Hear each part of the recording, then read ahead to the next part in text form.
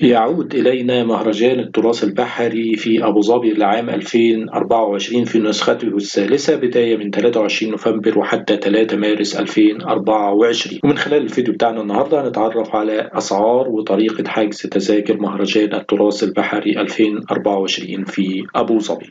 لا تنسوا الإعجاب بالفيديو والاشتراك في القناة.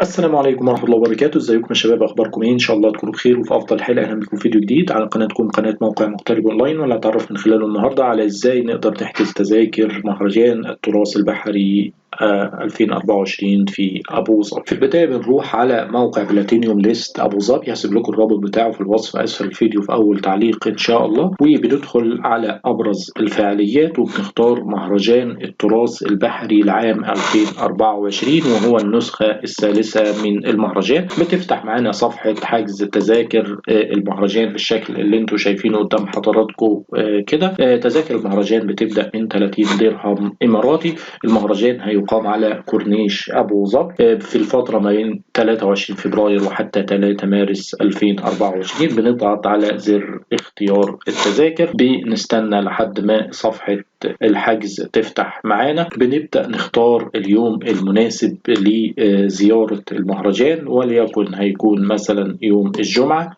بعد ما بنضغط على يوم الجمعة بننزل تحت عشان نحدد التذكرة وعدد التذاكر بتاعتنا. دخول الأطفال ب 15 درهم إماراتي، الأطفال من سن 5 ل 11 سنة. كمان الكبار أكتر من 12 سنة بيكون أسعار التذاكر 30 درهم إماراتي.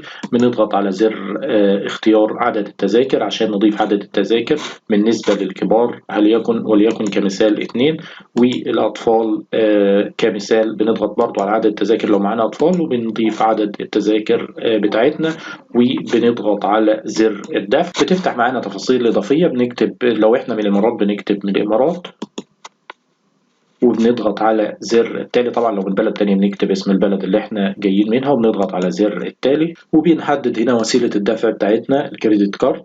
وبعد كده بنضغط ضمان استرجاع المبلغ وإرسال التذاكر عبر رسالة نصية، وبننزل تحت وبنوافق على الشروط والأحكام بتاعتنا، وبنضغط على زر الدفع. بعد ما بندخل بيانات وسيلة الدفع الإلكترونية، رقم البطاقة وشهر الانتهاء وسنة الانتهاء ورمز التحقق، وبعد كده بنضغط على زر الدفع. هسيب لكم رابط الحجز في الوصف أسفل الفيديو في أول تعليق. والسلام عليكم ورحمة الله وبركاته.